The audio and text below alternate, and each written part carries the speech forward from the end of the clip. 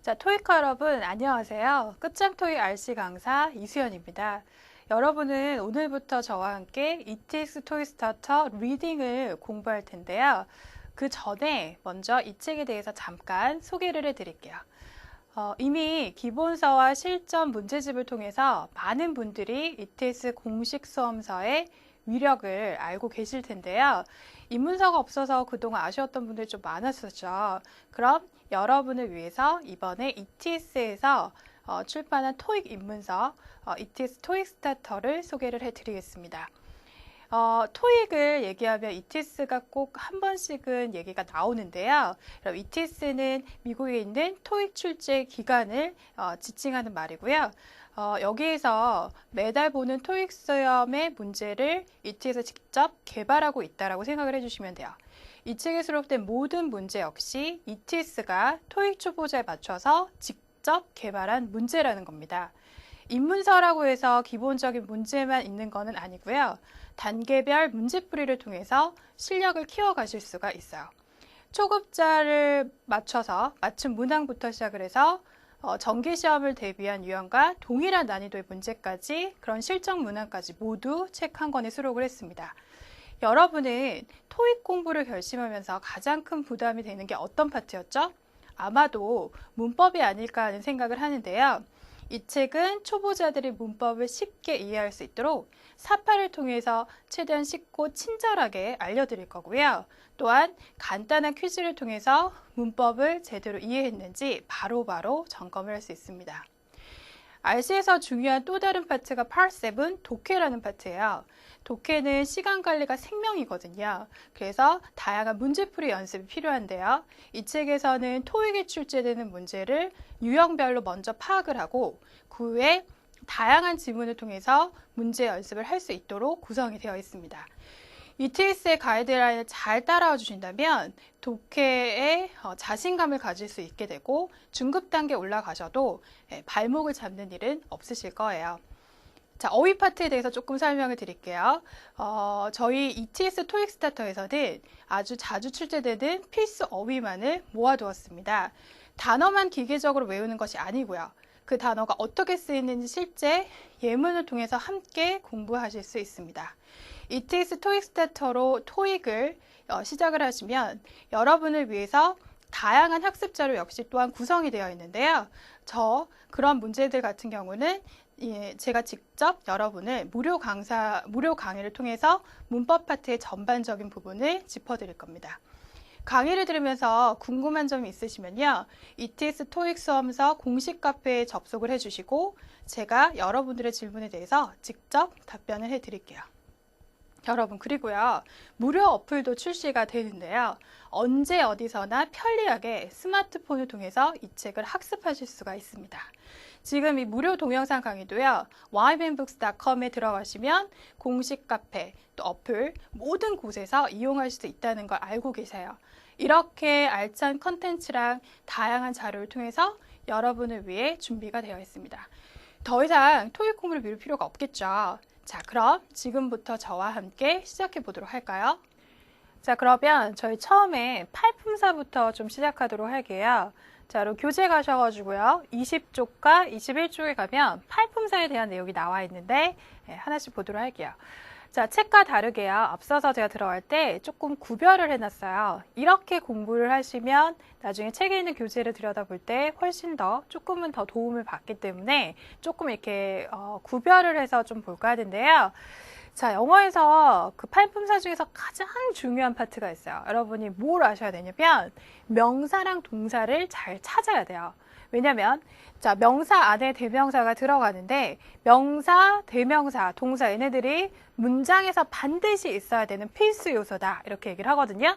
그래서 명사, 동사를 먼저 잘 찾은 다음에요. 그 다음에 형용사, 부사, 전치사라고 하는 이런 품사들은 수식어라고 해요. 그러니까 들어갔다, 나갔다 하는 거죠. 반드시 있어야 되는 건 아니고요.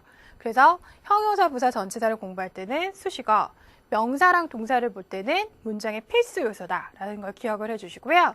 접속사랑 감탄사는 꼭 그렇게 구별을 짓지는 않아요. 이따가 설명할 때 같이 좀 들어가도록 할게요.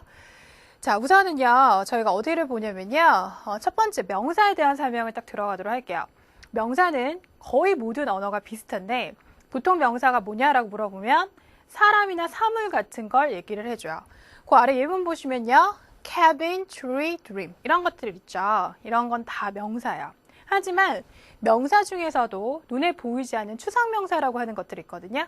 예, 그런 것들, 예를 들어서 뭐 friendship, 사랑이다, 우정이다 이런 것들도 저희가 명사라고 얘기를 하죠. 자, 대명사에 대한 설명을 좀 드릴까 하는데요. 대명사의 말뜻을 그대로 풀어보세요. 대명사는 앞에 나와 있는 명사를 대신하는 말이에요. 자, 제가 제시카라는 사람을 딱 봤어요. 너무 예뻐요. 그러면 제시카를 봤다? 근데 제시카가 이렇더라? 이렇게 얘기를 하는 게 아니죠. 영어에서는 그 큰 포인트가 있는데요. 똑같은 말을 반복하지 않아요. 자, 제가 처음에 제시카라고 얘기했으면 그 다음에 얘기할 때는 she라고 얘기를 해줘야 돼요. 그래서 제시카를 she라고 받는다거나 남자가 지금 Mr. Paul, 그럼 뭐로 받을까요? he. 그 다음에 a pencil 이런 건 뭐로 받냐면 it. 대명사는 명사예요, 사실은. 그래서 명사를 대신하는 거지만 명사의 속성을 그대로 가지고 있다라고 생각을 해주시고요. 자, 여러분 3번에 동사라는 거 있죠? 여러분이 동사를 기억을 잘 해주셔야 돼요. 자, 동사라는 걸 잘 찾을 줄 알면 상대적으로 문장 보서 보는 것도 편하고 나중에 문장이 어려워지면 대부분의 어려운 문제는 다 동사에서 결정이 나기 때문에 동사를 우선 잘 들여다보는데 자, 동사라는 말의 뜻이 움직일 동을 쓴대요. 그러니까 밋밋했던 문장 중간에 보통 들어가서 움직임을 준다는 거죠. 예를 들어서 뭐 뛰다, 먹다 이런 것들 있죠. 자, 그러면 보통 사람이나 사물의 움직임을 들어가고 보통은 중간에 포인트처럼 많이 들어가는데 예를 들어서 dance, catch, climb처럼 뭐 뛰다, 뭐 잡다 이런 것도 있겠지만 물론 동사들 중에서 움직이지 않는 그런 동사들도 있어요. 그래서 비동사라고 하는 그런 것들은 좀 정적인 동사다 이런 말을 쓰긴 하는데 동사는 동사 쪽 가서 조금 더 구별을 하면 되니까요. 이 정도로 해서 좀 마무리를 짓죠. 어쨌거나 명사나 동사는 문장에서 필수 요소다. 기억하세요. 자, 23쪽에 가서 문장 요소 중에서 저희가 먼저 여기를 좀 들여다볼까 하는데요. 사실 명사나 동사를 배우면 이게 문장에서 어떠한 역할을 하는지에 따라서 문장 요소를 볼 수도 있어요. 자, 우선은요. 문장으로 곧장 갈게요. 자, Danny eats donuts라는 말이 있는데요. 자, 이 중에서 문장을 찾을 때 중간에 들어가는 동사를 먼저 찍어내죠. 동사 누구예요? it죠. 자, 기억하세요. 동사 앞에 있는 명사, Danny는 사람이니까 명사죠. 동사 앞에 있는 명사를 뭐라고 하냐면 주어라고 해요. 자, 동사 뒤에 있는 명사, a donut 이런 거는 목적어라고 하고요. 여러분이 나중에 목적어를 잘 봐야 동사 쪽에서 태라는 파트를 잘 해결을 할 수가 있어요. 근데 그때 돼서 제가 목적어가 뭐였지라고 물어보면 목적어가 또 가지고 고민을 하시는 분들이 되게 많은데요. 목적어는 간단해요. 동사 뒤에 있는 명사가 목적어, 동사 앞에 있는 명사가 주어겠다라고 해주면 돼요. 그 밖에 보어라고 하는 것도 있어요. 자, Danny is a scientist라는 표현이 있는데 보어라는 건 보충을 해주는 말이거든요. 근데 보통은 이제 비동사 뒤에 들어가는 걸 보어라고 하고요. 뭔가 보충해주는 말이겠다 이렇게 생각을 해주면 되겠네요. 자, 다시 저희 팔품사로 넘어갈게요. 교재 20쪽과 21쪽에 가서 수식어구를 한데 모아놨는데요. 형용사랑 부사는 꾸며주는 역할을 하는 수식어구다라고 해주면 돼요. 근데 형용사나 부사를 고르는 문제가 나중에 많이 출제가 되기 때문에 이 두 가지가 전체적으로 뭘 꾸며주는지를 딱 기억을 해주면 돼요. 여러분 우선 공부를 할 때 크게 공부를 하셔야 돼요. 형용사가 얘를 꾸며준다라고 하면 부사는 또 이쪽 파트를 꾸며준다. 이게 딱 연결이 돼야 돼. 양대 산맥처럼. 형용사가 꾸며주는 건 명사예요. 그렇다면 부사가 주되에 꾸며준 건 누굴까요? 네, 동사라고 얘기를 해줘요. 우선 이 두 가지를 먼저 기억을 해놓고 그 밖에 이렇게 조금씩 더 넓혀지는 식으로 공부를 하시면 되는데요. 형용사로 가서 좀 설명해 드릴게요. 자, 보통은 명사를 꾸며주고 풀어주는 부분을 얘기를 하는데요. 자, girl을 한번 볼게요. girl은 사람이죠. 지나가다가 어떤 여자를 봤는데 너무 예쁜 거예요. Look at a beautiful girl 이런 표현 쓰거든요. 자, beautiful이라는 단어나 역시 마찬가지예요. 어떤 남자를 봤는데 꽤 괜찮은 남자를 봤다. I saw a gorgeous man 이란 말 쓰거든요. gorgeous도 형용사고요. 캔디를 먹었는데 아주 맛있다, 달콤하다, sweet candy라고 해서 이렇게 형용사가 명사를 꾸며주죠. 자, 저희 부사로 갈까 하는데요. 부사는요, 크게 동사를 많이 꾸며주긴 하지만 대부분의 품사는 다 꾸며줄 수 있다라고 나중에 자세하게 배울게요. 자, 우선은요, the student study까지 끊으면 학생들이 공부를 하는데 열심히 공부를 하죠. study hard 이렇게 쓸 수 있고요. 두 번째, he is handsome. handsome이라고 하는 거는 나중에 형용사라고 배울 건데요. 이 형용사 앞에 들어가서 정말 잘생겼다, really도 부사라는 말을 써요. 자, Park runs. Park이라는 사람이 뛰는데 그냥 뛰는 게 아니라 열심히 뛴다는 거죠. best라는 말을 쓰는데 형용사나 부사는요, 그냥 문장에 보통 들어가서 뭔가를 꾸며주기 위해서 들어가는 액세서리 같은 그런 역할을 하겠다라고 생각을 해주면 돼요. 자, 마찬가지로 전치사도 수식어 역할을 하는데요. 전치사는 보통은 뒤에 이제 끝에 명사를 단다는 거 다음 시간에 전치사 시간에 이제 공부를 할 거고, 이 전치사들이 시간, 장소, 방향을 나타내 주는 식으로 해서 이렇게 명사랑 달라붙어서 많이 쓰는데요. 예를 들어서 at the theater, 극장에서 on Sunday, 뭐 일요일에 이런 식으로 해서 전치사가 보여지고 있네요. 자, 여러분, 그 다음에 다른 것들도 좀 볼까 하는데요. 7번에 접속사에 대한 설명을 들어갈까 하는데, 접속사는 말과 말을 이어주는 역할을 하겠다라고 생각하면 돼요. 다시요. 말과 말을 이어주는 어떤 다리 같은 개념을 하는 걸 접속사라고 하는데요. and, but, or, so 이런 단어들이 있고, you and I, 너랑 나, 그쵸? tired but active, 피곤하긴 한데 괜찮다, 적극적이다 이런 말인데, 단어랑 단어 아니면 말과 말, 문장과 문장 이런 거 연결해 주는 걸 접속사라고 해요. 감탄사는 토익 문법에서 뭐 많이 나오는 파트는 아니고요. 그냥 감탄해 줄 때 쓰는 말이라고 보시면 돼요. 맨 끝에는 ouch 정도 할까요? 누가 저를 딱 때렸어요. 제가 아프죠? ouch 이런 표현이 있는데 참고로 보세요. 자, 저희 이제 문법을 들어가기 전에요. 여러분이 이제 책을 보시다 보면 이런 문법, 생소한 문법적인 용어가 좀 나와서 잠깐만 정리를 하고 들어갈까 하는데, 구라는 건 뭐냐면 쉬워요. 단어랑 단어를 연결해 주는 걸 구라고 해주면 돼요. 자, 그래서 on the stage 다 따로따로 단어인데 한꺼번에 묶으면 on the stage라고 해서 저희가 구라는 말로 쓸 수가 있고요. 자, 두 번째 거는 절이라는 건데, 절은 한마디로 얘기하면 문장을 얘기를 하는 거예요. 문장. 절이라고 얘기하는 건 주어나 동사가 들어가 있는 말인데요. 여기서부터 보시면 that 뒤에 보세요. about yesterday 이런 말 있죠. 주어, 동사. 문장을 또 다른 말로 저희는 절이라는 말을 쓰기도 해요. 자, 24쪽에 가서 문장 형식을 들여다볼까 하는데요.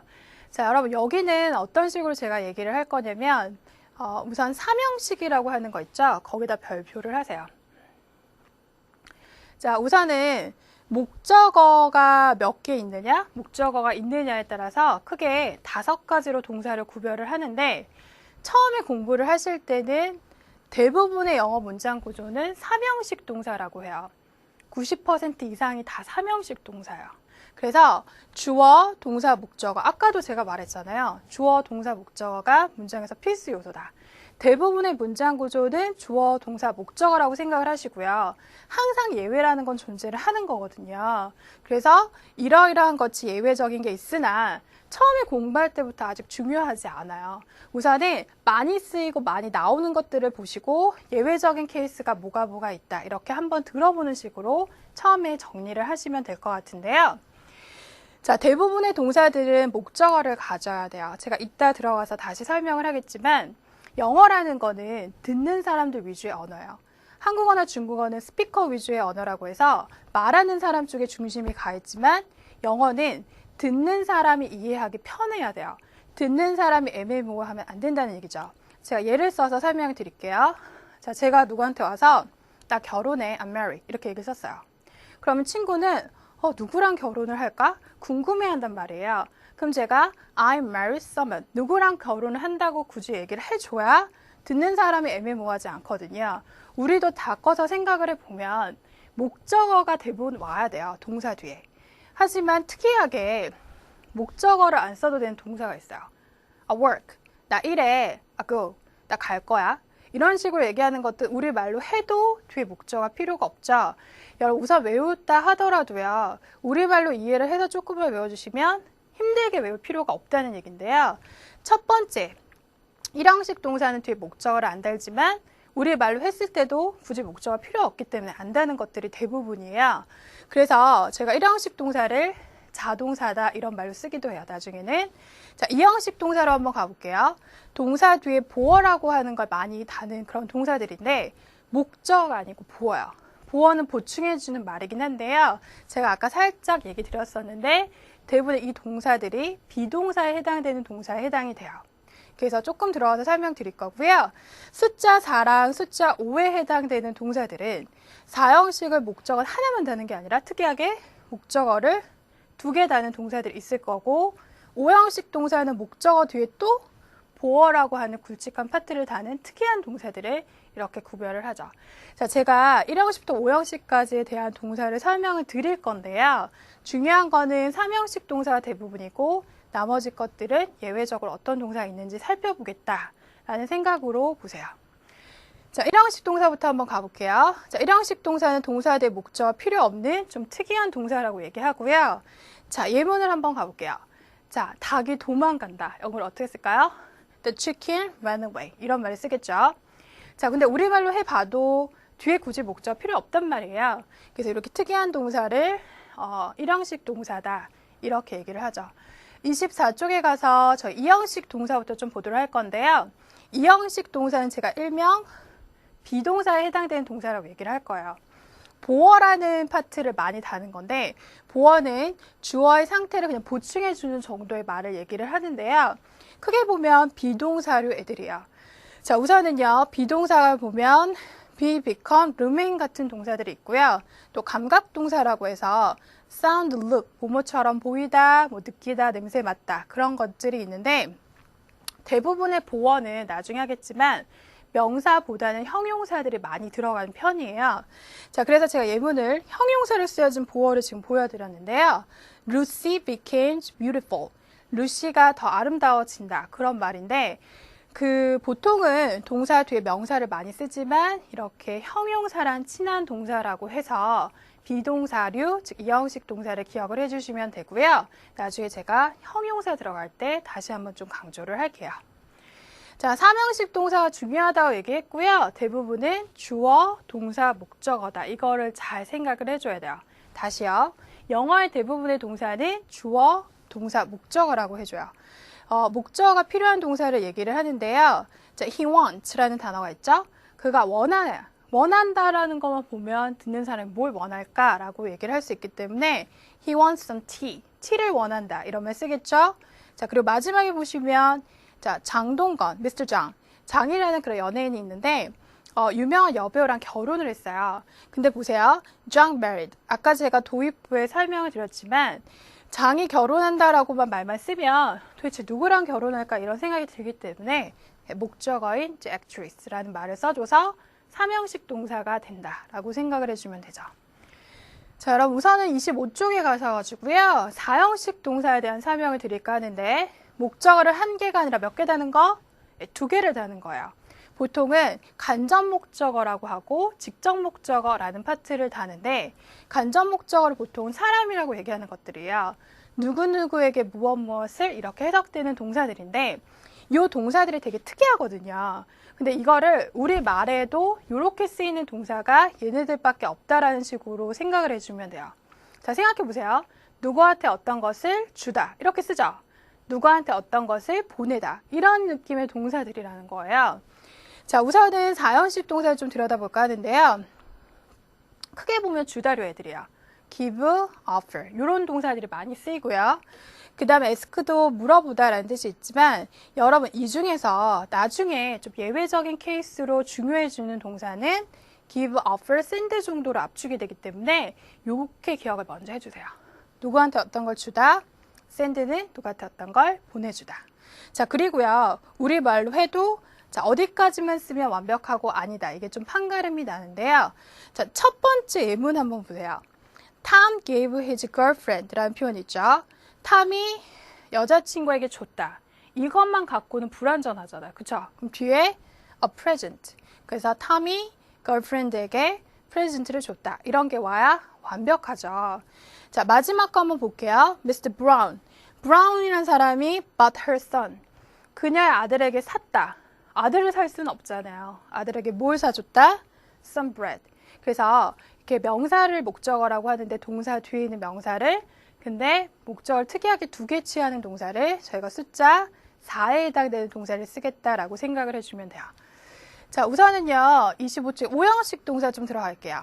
자, 대부분의 동사들은 주어, 동사, 목적어까지만 와주면 되지만 특이하게 보어라고 해줘서 이런 것들이 꼭 들어가야 되는데 자, 이 보어는 목적어의 상태를 설명해주는 파트가 들어가야 완벽하다 이렇게 얘기를 한다는 거예요. 자, 보어는 아까도 제가 얘기했지만 대부분은 명사 아니면 형용사 이 두 가지가 될 수 있지만 형용사가 훨씬 부드러운 느낌이 있기 때문에 형용사를 좀 많이 써줘요. 자, 그래서 5형식 동사라는 특이한 동사를 외우셔야지 돼요. 자, make나 keep, consider, find 같은 동사가 대표적으로 5형식 동사에 많이 들어가는데요. 제가 포인트 집은 요 4개가 가장 중요해요. 나중에 4형식, 5형식 동사 공부를 하실 때요. 제가 체크한 것 위주의 동사들이 좀 예외적인 케이스로 간간히 나오기 때문에 그것만 기억을 잘 하셔도 대부분의 동사 특이한 것들은 문제가 어려워지는 게 연결이 다 될 수 있다라는 생각을 하시고요. 문장을 보면 자, 요것도 한번 보세요. You make me까지 끊어볼까요? You make me. 자, 그러면 너가 나를 만들었다? 말이 돼요? 신이 아닌데? 그렇잖아요. 그래서 나를 어떻게 만들어요? happy하게 만들었다라는 부분이 들어가겠죠. 그래서 이렇게 끝날 때 me를 보충해주는 보어 파트 같은 게 와야 되고요. 두 번째 문장도 한번 해볼게요. 자, they find the girl. 자, 그들이 여자를 발견했다. 이거보다는 여자가 어떤 상태인지를 알았다. 그래서 여자가 아니스트하게 됐다. 아니스트하다는 걸 알게 됐다. 이런 부분이 와서 뭔가 좀 보충해줘서 완벽해지는 특이한 문장에 대해서 공부를 했어요. 자, 아까도 얘기했지만 문장의 형식이란 파트가 있고 숫자를 써서 구별을 해놓기는 했지만요. 3형식 동사라고 하고 아니면 그렇게 숫자를 좀 열거하기 힘들면 주어, 동사, 목적어가 가장 기본적인 그 동사의 패턴이라고 기억을 하셔서 그걸 먼저 잘 기억을 하시고요. 나머지 특이한 동사들이 있다라는 식으로 정리를 하시고 나중에 조금 이것들이 어려워졌을 때 연결이 되는 파트가 있다면 아, 그런 걸 배웠었구나라고 해서 연결을 해주면 돼요. 자, 저는 다음 시간부터 하나하나 유닛별로 설명을 들어갈 거고요. 예, 여태까지 처음의 파트를 잘 들어주셔서 여러분들 수고하셨습니다.